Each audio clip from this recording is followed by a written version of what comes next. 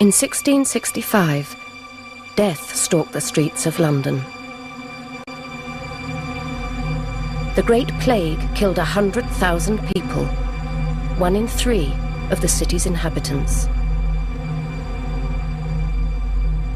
We know something of the horror of that summer through the diaries and letters of the wealthy and the literate, men like Samuel Pepys, who kept a daily record of what he saw. But hidden in the archives of London's churches are other stories. Preserved within parish documents are the experiences of ordinary men and women who endured the worst catastrophe of their century.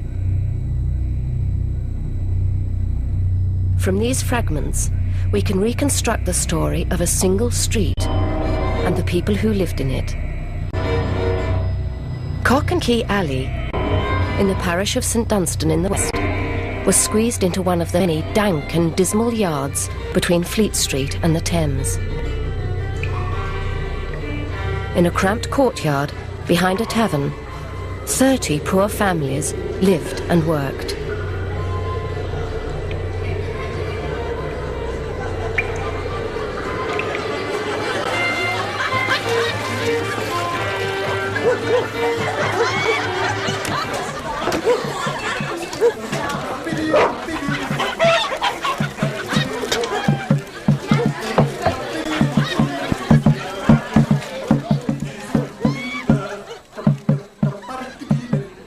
If we try and sort of categorise the people in Cock and Key Alley, they're pretty low down the social scale, but they're not the scum. They're not the very base froth, as some contemporaries would have talked about. They're the sort of person who is just clinging, if you like, to the urban economy.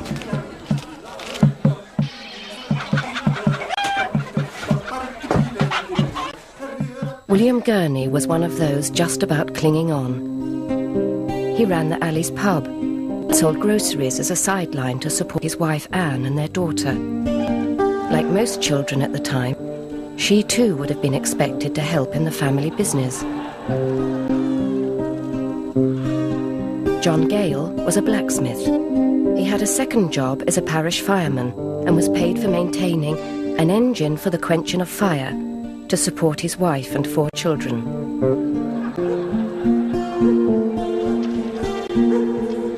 Opposite him lived Thomas Birdwhistle, one of the parish scavengers, responsible for clearing away the filth in the streets. Widow Andrews fostered orphan and lame children. She was now looking after a foundling child abandoned in the street.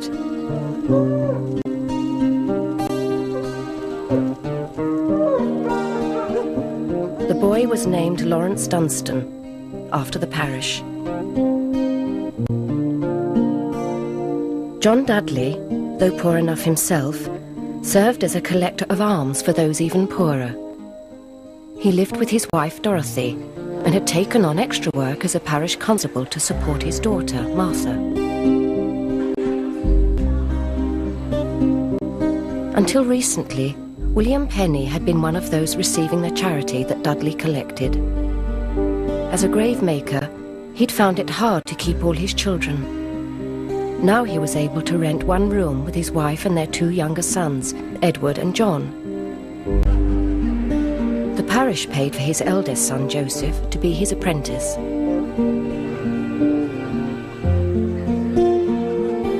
The senior church warden of St Dunstan in the West was Henry Dorset. He was the closest thing Cock and Key Alley had to a leader. But before his election as a church official, he'd been as poor as those he now looked after. He'd taken poor relief in hard times. Now his job was to run things. He raised taxes and donations, appointed the constables who kept order, and the rakers who kept the streets clean. And above all, he kept a detailed record of how every penny of parish money was spent. These accounts, written in Henry Dorset's own hand, are the basis for this film.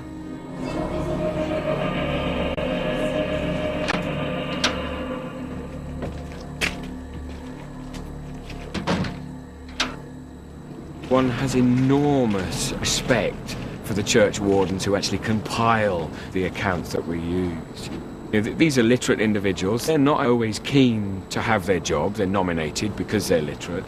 These are people who are looking after, if you like, the community's welfare, the material welfare. They're recording in meticulous detail.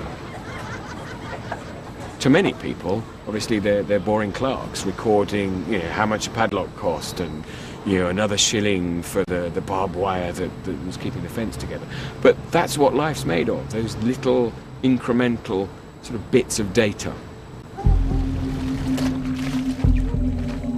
From these bald parish accounts, we can piece together the stories of the Gales, the Dudleys, and the Pennies. We can discover what happened to them, and to many others who left no other trace, when the Great Plague struck.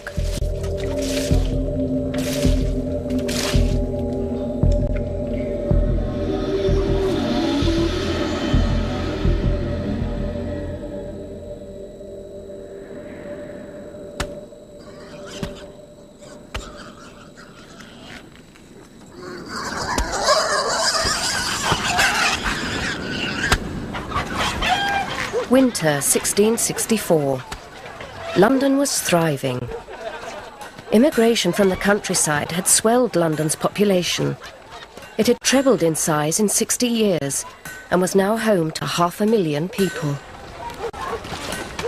London was huge. I doubt if you could walk along, I was going to say the pavement, but of course there weren't any pavements. I doubt if you could push your way along the street. Everybody pushing and shoving and full of their own business. Londoners had a reputation of walking terribly fast. And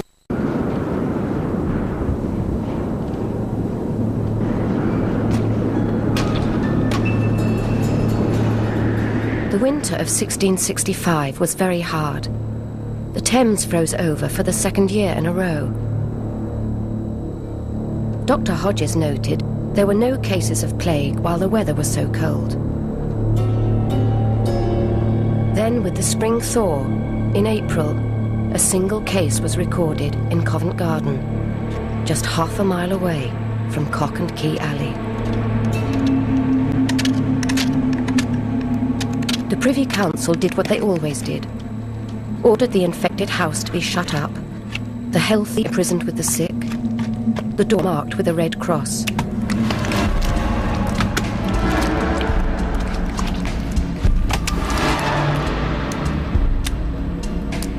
It didn't work.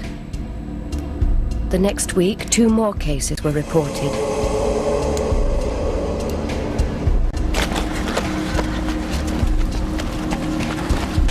In Cock and Key Alley, loose persons and vagrants from infected Covent Garden were sent packing.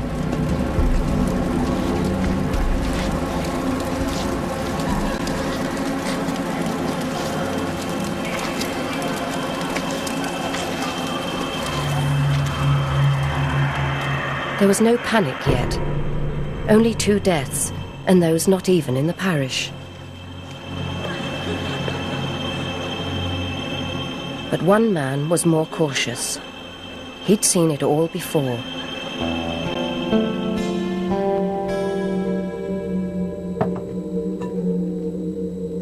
Church warden Henry Dorset had survived the last major London epidemic.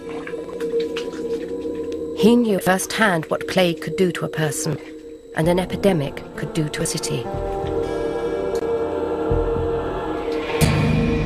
3rd of October 1646. Given to Henry Dorset in Fewta Lane, being visited with the sickness to relieve him and his family, out of the money given by the Lord Mayor for that purpose, 10 shillings.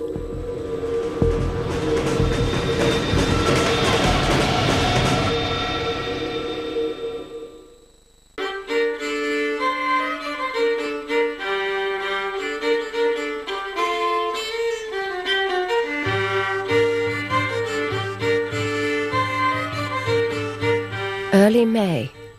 Still no plague in St Dunstan. But if the people weren't worried yet, the authorities were getting nervous.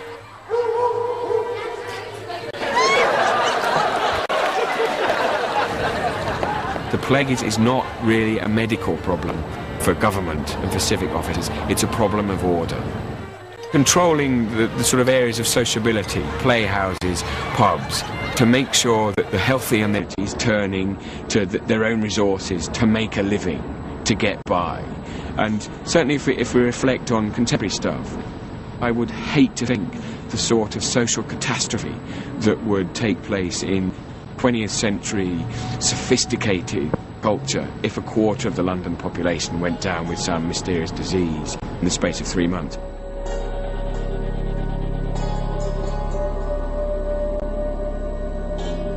By the summer, London was a different place. Some 200,000 people had fled, most of them of the better sort. Those who remained were overwhelmingly poor, increasingly frightened, and left to look after themselves. They were, as one chronicler described them, the human fuel for an epidemic.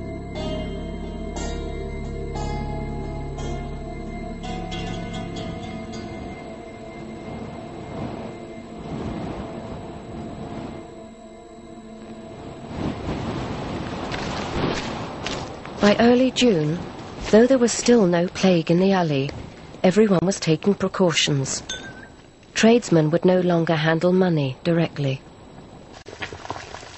Letters were aired over boiling vinegar before being opened. And families began to police themselves, searching their bodies for the telltale plague tokens. The signs were unmistakable. Dark swellings in the neck, the groin, or the armpits. The classical sign of bubonic plague is the bubo, and the bubo develops in a lymph gland that becomes colonized by the bacteria and swells in response to that infection. And the bubo can reach the size of a hen's egg.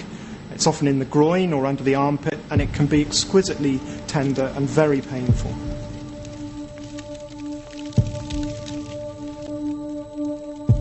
There is also a pneumonic version of the plague that attacks the lungs. It's spread by coughs and sneezing, and is the unexpectedly grisly inspiration for the famous rhyme.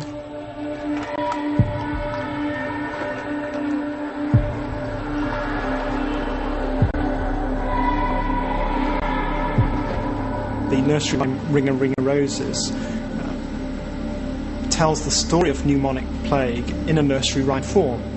So the ring of roses refers to the purplish coloured rash that develops on just under the skin after the development of plague.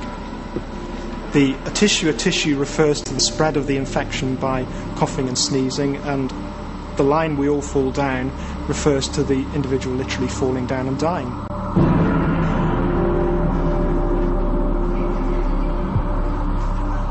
It was only in the 19th century that the real source of the plague was identified. In the 1660s, no one would have thought to look for it in something as insignificant or as common as the bite of a flea.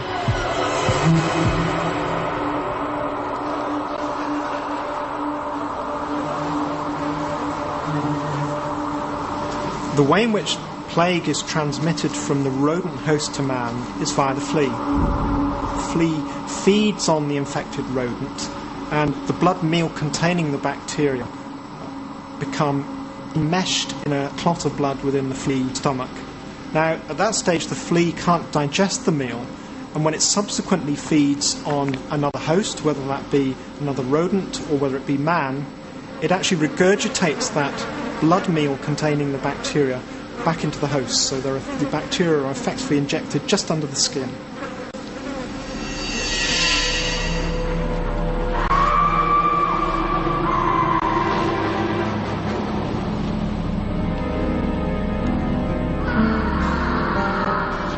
On the 15th of June, it finally happened. Plague arrived in Cock and Key Alley.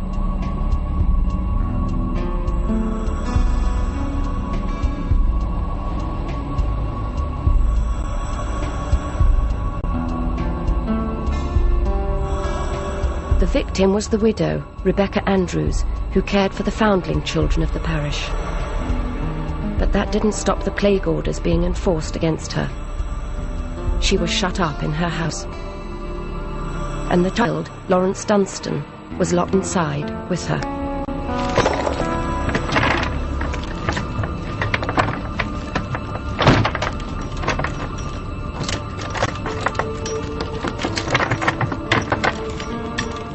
Paid to John Gale, the smith, for hasps, hooks and a padlock, and fitting them on, 3 shillings and 2pence.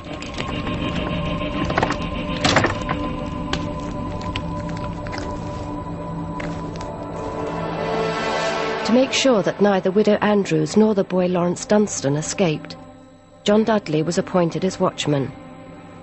He held the key to the padlock, which secured the infected house.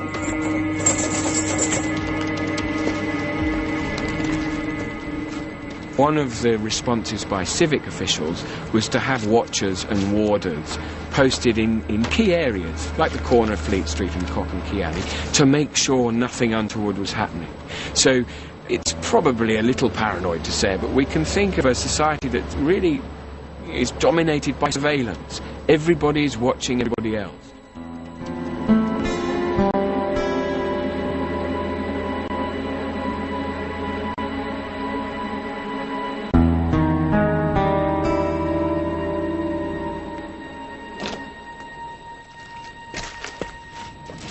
Although they were locked up, Lawrence Dunstan and Widow Andrews weren't entirely abandoned.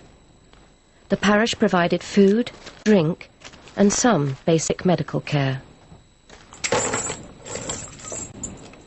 Sarah Fletcher was one of 3 nurses caring for the alley's sick and dying.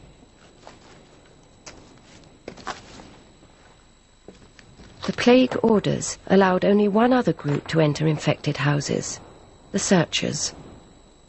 Once someone had died, it was their job to confirm it was plague that had killed them. Widow Briggs and Widow Manton were given the job in Cock and Key Alley. Their contact with the dead isolated them from other people. 3rd July. It was ordered that Widow Briggs, one of the searchers of deceased people, shall henceforth cohabit and dwell with Widow Manton, the other searcher.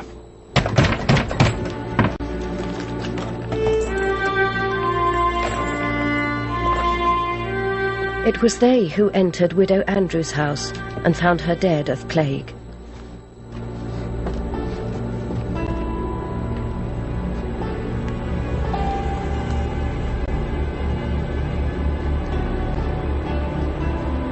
The boy was still alive. He was left locked in the house.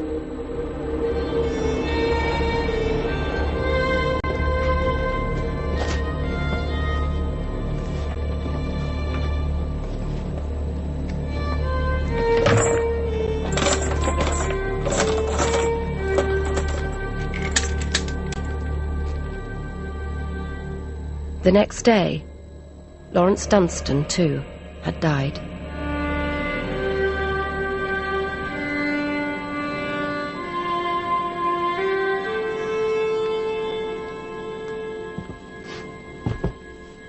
When there was no one to inherit them, the victims' belongings were taken by brokers of the dead. Profits made by their sale were paid back to the parish.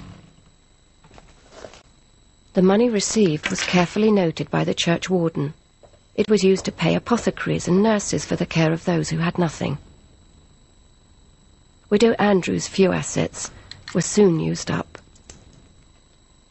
Disbursed for the widow by the order of Mr. Drinkwater, apothecary. A quart of sack, 1 and 6pence. For sorrel, 2pence. For bread and ale, 6pence.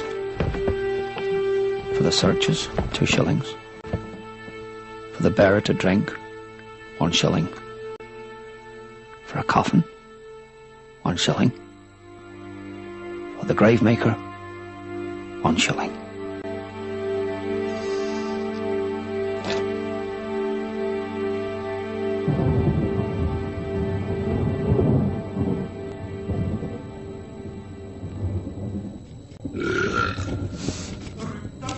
Preventatives intended to ward off the plague were everywhere.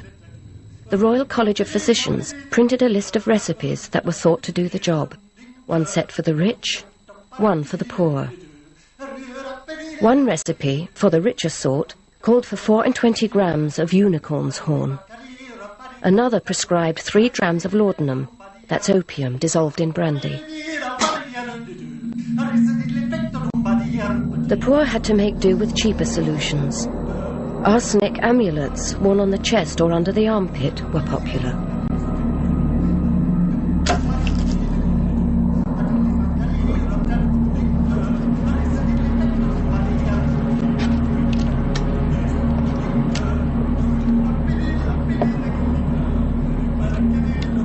Thomas Dekker, when he's describing the Great Plague of 1603, notes that rosemary goes up in price from a shilling for a huge armful to 6 shillings for a tiny little bunch, because people were so anxious to be able to go around holding it to their noses.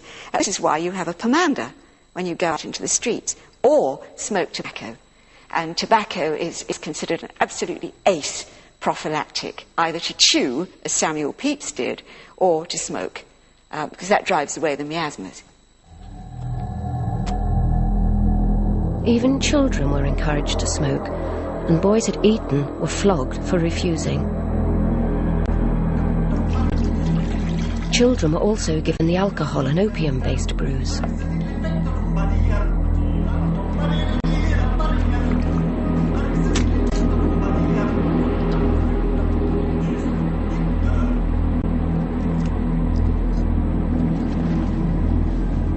If you're wealthy, you drink fine wines, a good Madeira will help you presumably get very drunk, but stave off the sort of pain.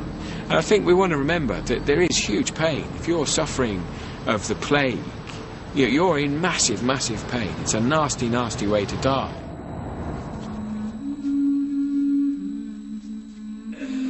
But nothing had any effect. In Cock&Key Alley, by late June, 6 had died. Widow Rebecca Andrews, Lawrence Dunstan, Anne Bradshaw, Daniel Jackson, Peter Ray, and Roger Charles. On the 28th of June, William Penny and his family went through the daily ritual of checking for the tokens.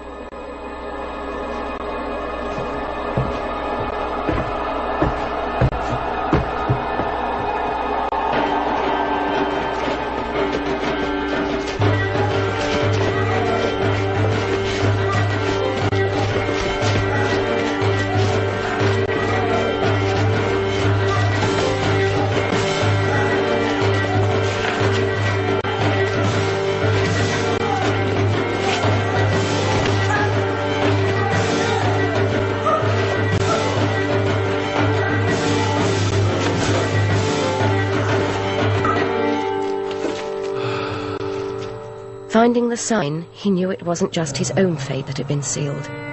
His whole family would now be locked into their house alongside him, courting death. Only Joseph, his eldest son, was left outside. Someone now had to dig the parish's graves. Whereas it appeared that the house which William Penny lived in Cock&Key Alley in this parish was visited and shut up with the sickness, he, the said Penny, being gravemaker, it was ordered that he be forthwith discharged, and that Joseph Penny, his son, be gravemaker.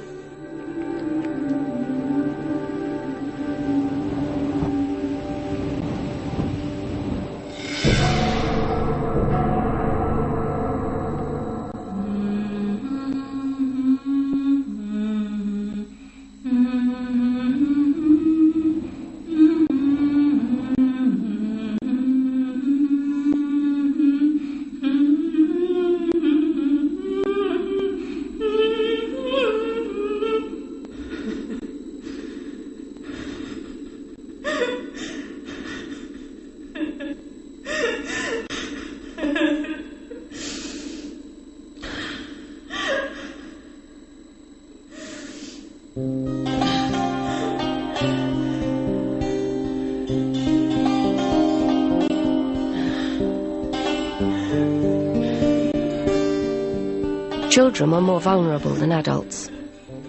On the 19th of July, after 3 weeks locked in their house, the youngest Penny boys died. John was 12, Edward was 8. As their families died around them, London's poor were left to cope alone.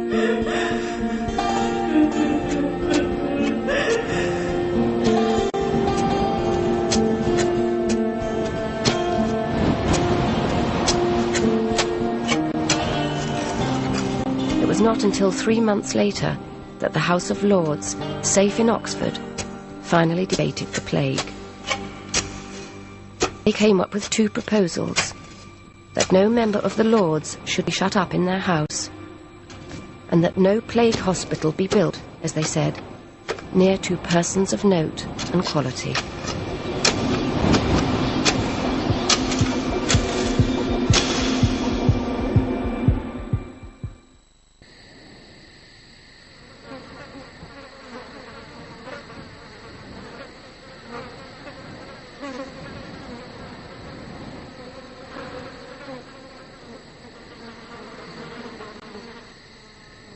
The summer of 1665 was unbearably hot. The plague raged, hotter still.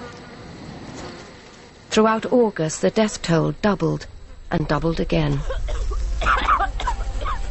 In Cock and Key Alley, 6 houses were now shut up. But the misery of those locked in put money in the pockets of those left outside. Joseph Britton and Robert Phelps received 8 shillings a week as watchmen. Paid by the burial, Joseph Penny was earning more than his father had ever done. But he couldn't see his parents, still alive, but still shut inside their infected house. John Dudley was also earning 8 shillings a week, but in the 2nd week of August, he took time off and brought home only a shilling. That week his daughter Martha had died, though not of the plague.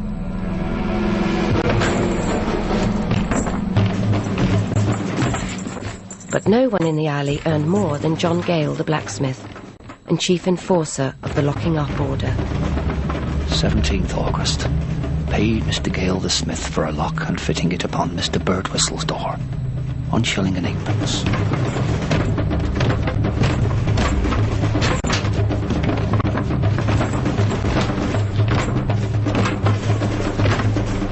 Neighbours imprisoned neighbours.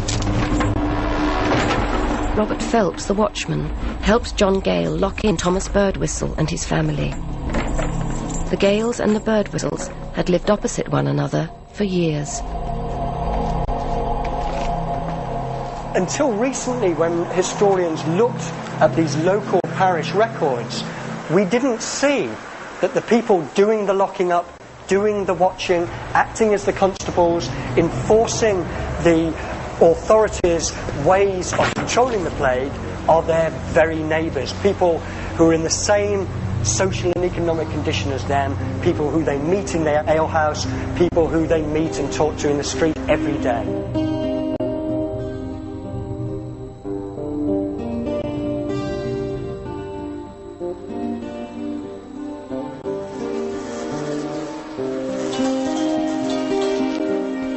But the business of locking up exposed people to danger. 3 weeks after locking up the Birdwhistles, Gale the smith was himself visited with the plague. Birdwhistle died 4 weeks after he was shut up. There's no burial record for John Gale. We do know that 20 days after he was locked in, his whole family was infected. Contemporaries knew that locking the healthy in with the sick often signed their death warrant, and some thought the policy had made things worse. This shutting up would breed a plague if there were none. Infection may have killed its thousands, but shutting up hath killed its 10,000s.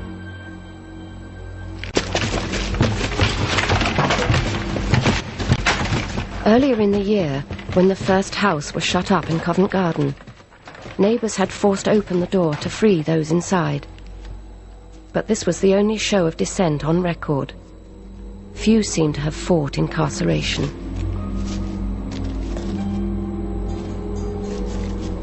There was an amazing self-control, amazing sort of dignity in these communities. One can imagine today if, 20% of urban London population died in the space of 3 to 4 months. This town would be a ruin. There would be riots and God knows what. But in early modern London, these were sort of self-disciplined individuals who struggled and made a life. There was an alternative to the shutting up policy. Plague victims could be taken to pest houses, hospitals which effectively isolated the sick, removing them from contact with the healthy. But in London this was rarely done. Only 5 pest houses were built, all outside the city walls. One in Marylebone Village, despite the protests of those living there. Another in Soho's Golden Square. The city had acquired land for 3 more pest houses, but they were never built.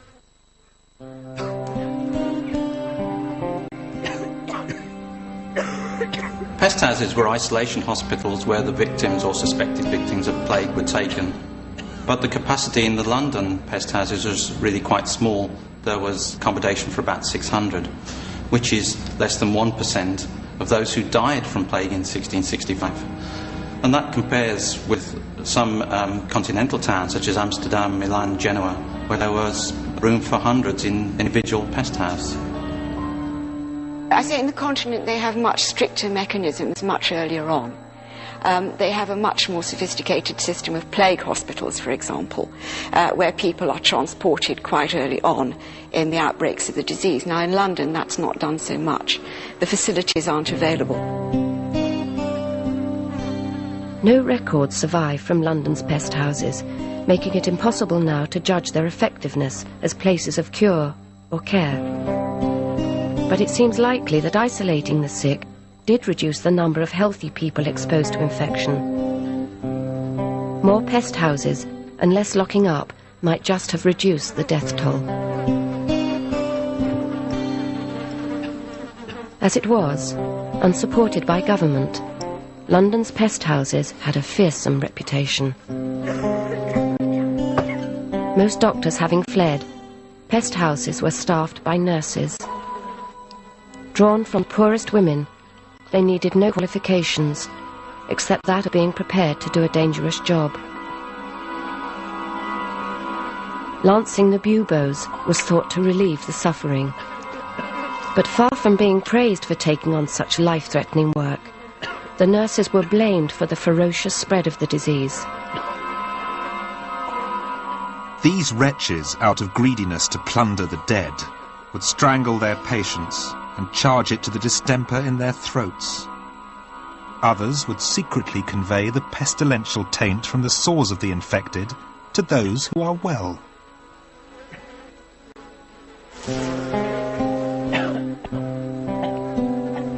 The kinds of professional middle-class men who wrote narratives of the plague seem to imply that the nurses were grasping, vicious, untrustworthy, wicked, dangerous, extremely unpleasant. But it's very difficult to separate this rhetoric from the reality of what it would have been like to be an older, poorer, destitute woman trying to make a living in the most appalling human catastrophe that anybody could experience. And they attributed to the nurses a lot of the fears that they had about the epidemic and laid on their shoulders some of the sense of social disruption that clearly all Londoners at that time had. Even the nurses treating the victims in their homes, as Sarah Fletcher did in the alley, were accused of being little better than thieves. Little is it conceived how careless most nurses are in attending the visited, and how careful they are, being possessed with rooking avarice, to watch their opportunity to ransack the houses. It is something beyond a plague to be in the hands of those dirty, ugly, unwholesome hags. This harsh judgment isn't supported by the parish records. In Cock and Key Alley, Nurse Fletcher had been caring for the sick for many years. Poor as she was honest enough to declare money she'd found in the home of a plague victim, even though it amounted to more than a month's wages. 27th of July, received of Nurse Fletcher £1 and 8 shillings, which was left in Goodman Short's trunk in Cock and Key Alley.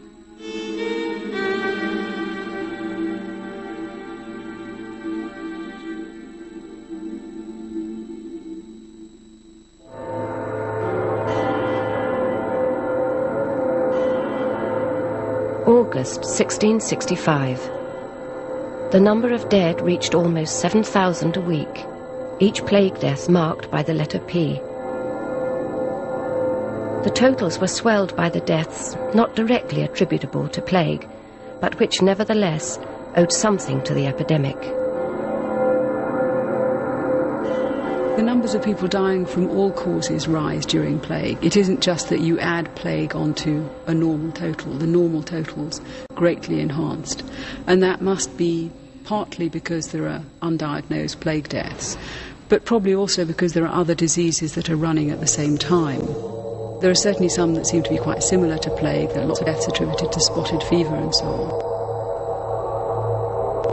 It was suspected at the time that the official totals of plague dead were actually underestimates of the true picture.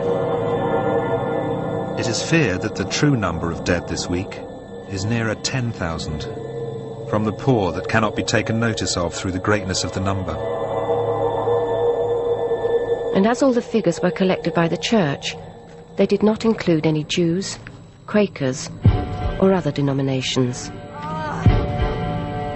Every day, searchers made a sweep of the alley for plague deaths.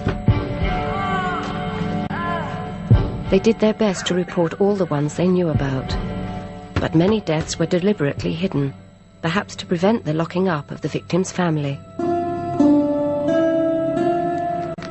The bills often conceal plague deaths, so the figures may have been much higher than those actually recorded. After all, if you have plague in your community, you're not going to advertise the fact to the world unless you can help it.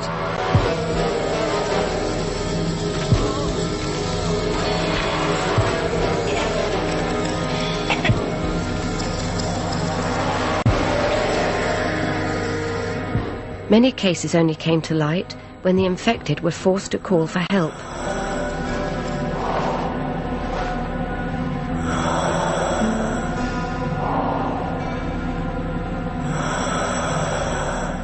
Some turned to apothecaries, who, unlike many doctors, were still prepared to venture into plague-infested streets, but not without protection.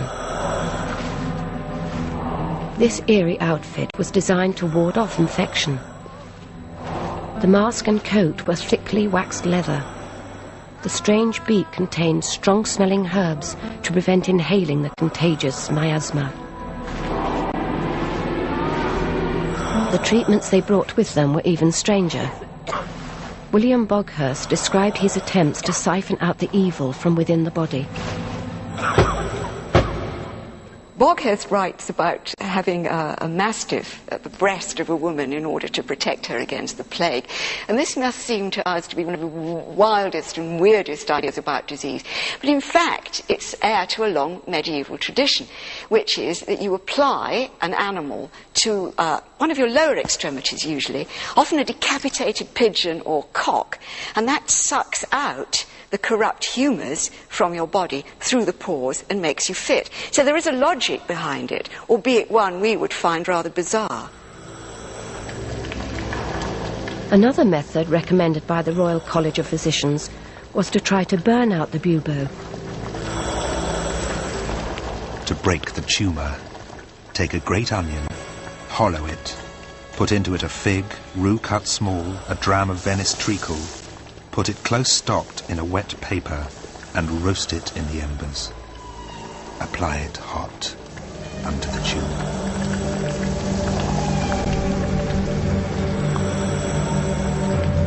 Nothing seemed to work. In William Gurney's family, all had now died, except his wife Anne. Cock and Key Alley had buried 16, of whom 7 were children. The apothecary William Boghurst described the futility of his daily efforts to save lives. I commonly dressed 40 sores in a day, held their pulses sweating in the bed half a quarter of an hour. I let one blood, commonly suffered their breathing in my face several times when they were dying, and then helped to lay them out in the coffin, and last of all, accompanying them to the grave.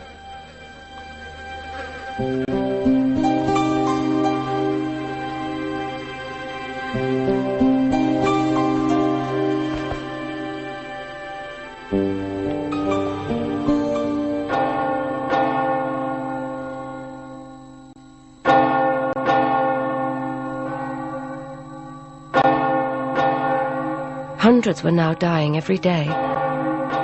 Thousands were shut up, waiting to die. Church bells were rung for every death. The bells were hoarse with tolling. And then, a small act of mercy. On the 12th of August, the Lord Mayor issued a proclamation. For one night, the healthy were put under curfew, and the imprisoned were released. My Lord Mayor commands people to be within at 9 at night, that the sick may have liberty to go abroad for air. The dying and those shut in with them were the only ones allowed out in the streets. Joseph Penny had not seen his parents since he had buried his 2 younger brothers 23 days before.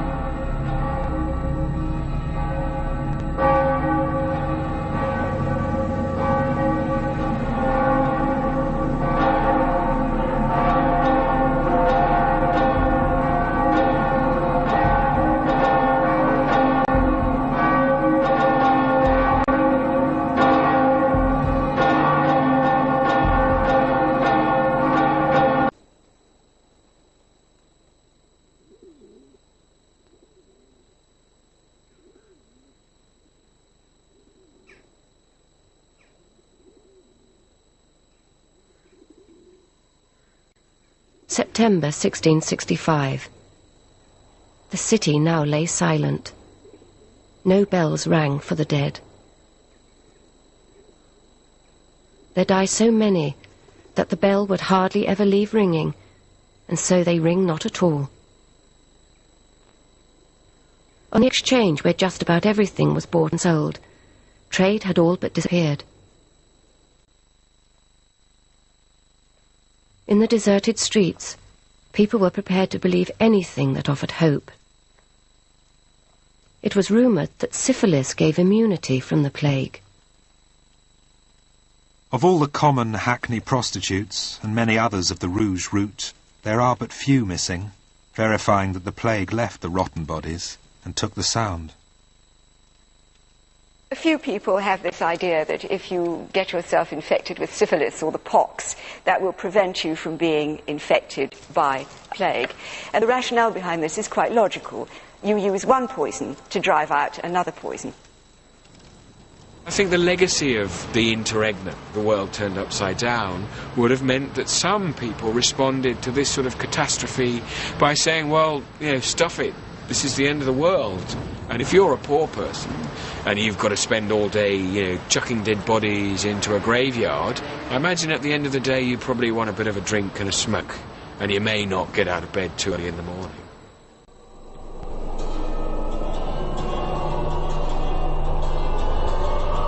The rituals of life began to break down.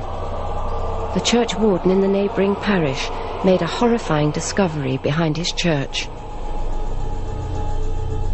paid to the coroner, and expended when he set about the child found dead, thrown over the wall into ye churchyard. It's very dramatic when you read through the parish registers and the way in which they shift from naming the dead to saying 2 bodies, 3 bodies, a man who died in the street. It gives you a very good, a very frightening feeling about what it was like to be alive in London at that moment. The dead became nameless. Paid for the 2 children, 5 shillings. Paid for burying the boy, 5 shillings. Paid for burying the girl at that house, 3 shillings. The bodies piled up faster than they could be buried. One of the consequences of the fact that London is so crammed is that churchyards can't get any bigger, and loads of burials are happening in a very small space. And here in the churchyard of St. Olave's, we can see how high the burial ground has risen above the level of the church. So that when I'm standing in the church porchway here, the burial ground is about up to here. The epidemic was the worst that anyone could remember. At this rate, the whole of London would be dead by Christmas. Then, in September, a cause for hope. A possible preventative emerged. Fumigation. James Angier, who is a celebrated authority on fumigation, he persuades the Privy Council to let him have an experiment in High Holborn, where he burns quantities of saltpetre, brimstone and amber. And I think the stench must have been so astonishing that any rat with a vestige of sense mechanism in its body would have fled. And I think that kind of treatment may well have worked. Hearing positive reports of Angier's methods, the king ordered fumigation to be tried on a vast scale. Every 6 houses on each side of the way are to join together to provide one great fire before the door of the middlemost inhabitant. It was a monumental undertaking, involving the whole city. Hundreds of cauldrons of coal were bought at great expense. All over London, plague was to be smoked out once and for all.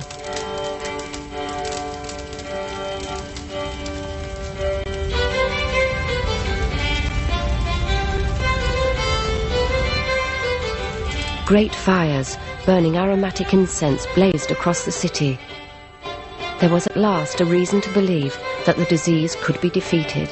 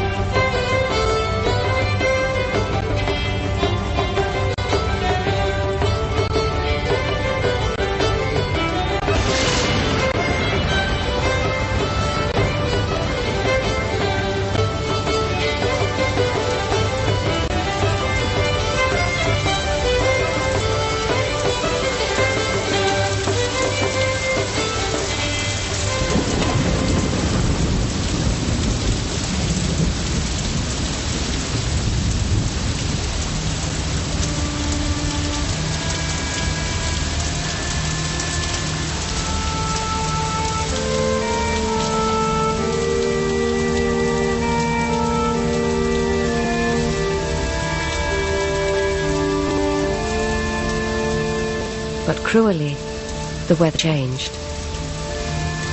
After the fires had burned for 3 days, the rain came. The fires were extinguished.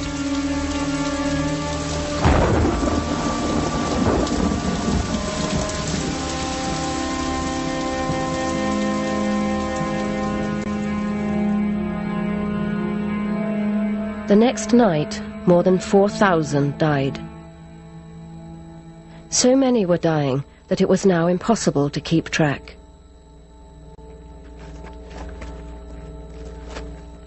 Joseph Penny's father, William, died without any burial record.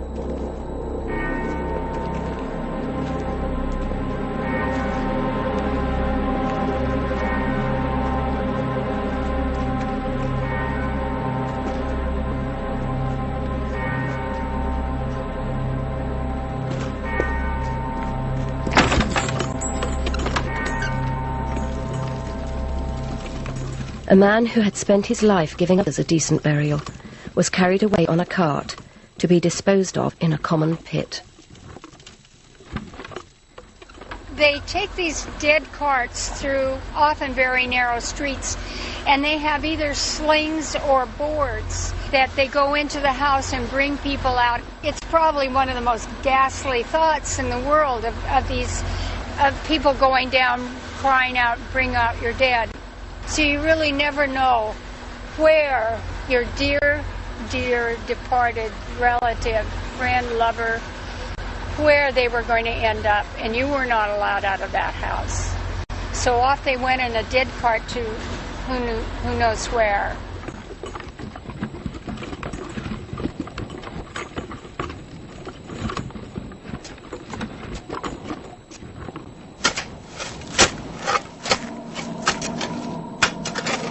Before the plague, the parish of St Dunstan had a population of about 3,000.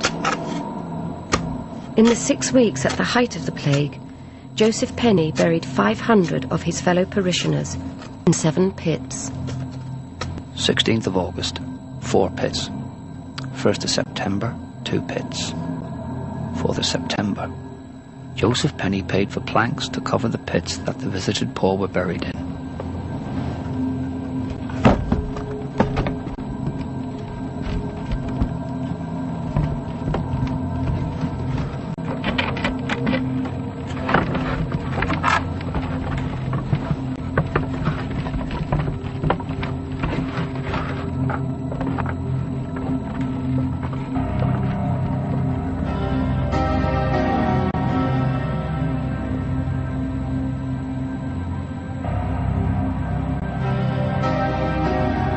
There are no markings today to show where London's plague pits were.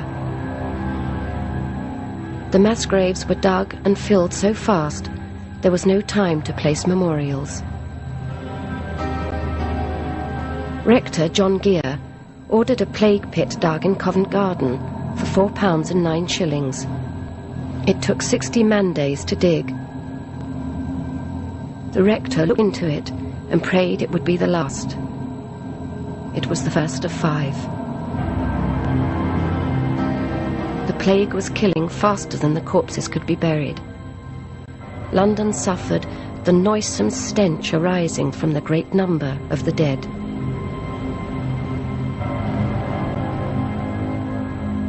The Broadgate development, which you know is on the northern fringe of the City of London, is on a site which was called the New Churchyard in the early modern period. It was founded in 1569 to take plague burials.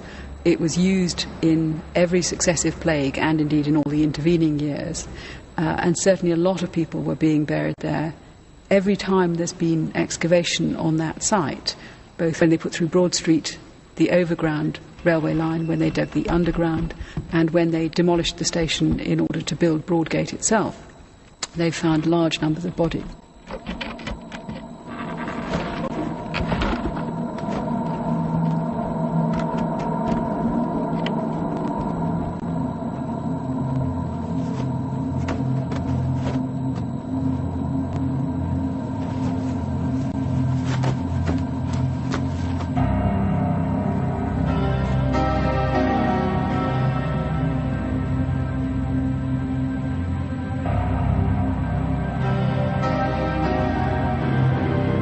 In October, Joseph Penny died.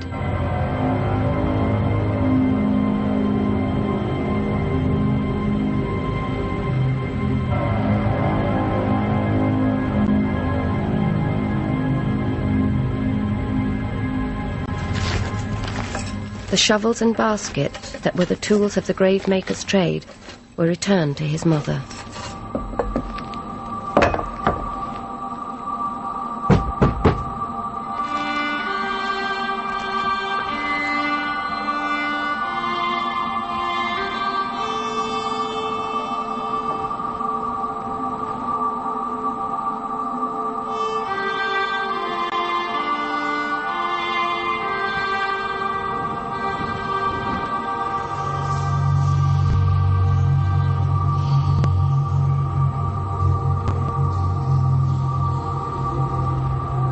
The plague faded as fast as it had begun.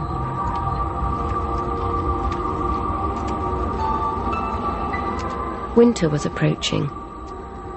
The cold was killing the plague bacillus. With the first frosts, the worst seemed to be over.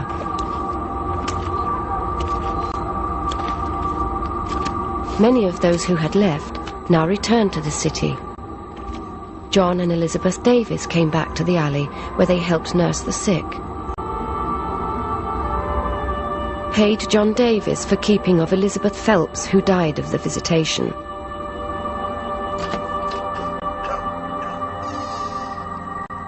But some of the refugees returned too quickly. Those who had survived the worst of the epidemic seemed to have acquired some immunity to the disease. Those who returned had none, and presented the plague with a new opportunity. The number of deaths rose again in December. The city feared the disease would never relinquish its grip. But it proved to be a false alarm. There were fewer and fewer cases as winter set in. It was soon safe enough for Parliament to return. The Lord Mayor gave up his elaborate glass case. By February, when the King returned, people knew the epidemic was over.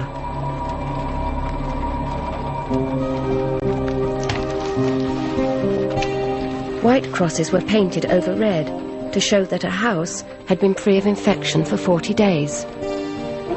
People emerged into the streets again. All had suffered, but the poor most of all.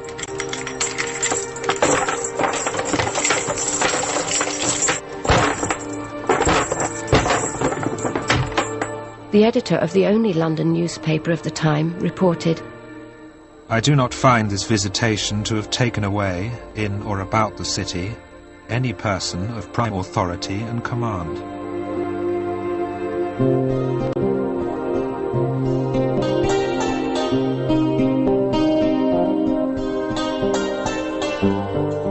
For the people of Cock and Key Alley, 1665 was a year from which they would never recover. 12 of the 20 houses were afflicted with plague. 11 of the 12 were shut up. Over half the people living there died. The street's final death toll was 36 men, women and children.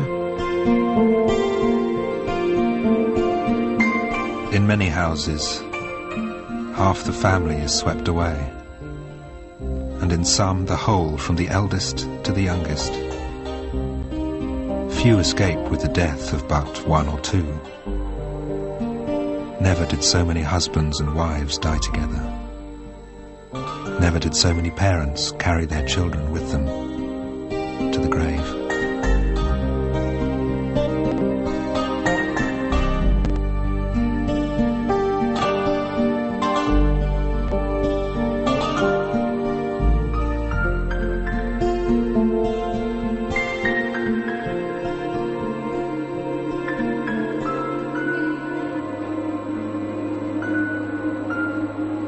At the end of 1665, the only member of the Penny family still alive was Elizabeth. She'd lost her 3 sons and her husband. She could not carry on the family trade of grave digging. The parish did what they could for her.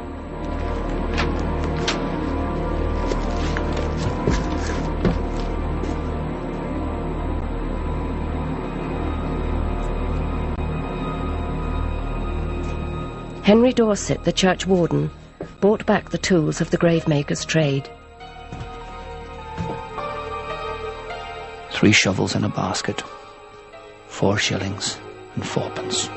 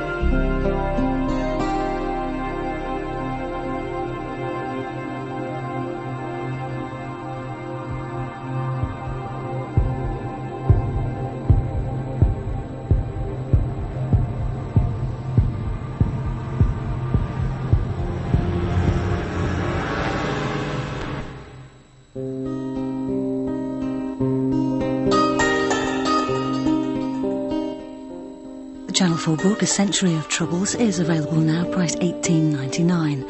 To order your copy, call 0870 1234 344. You can also explore the 17th century further at channel4.com/history. Tomorrow night, 4 examines what led to the sinking of a state-of-the-art British destroyer at the height of the Falklands War, going critical on Tuesday at 9:30.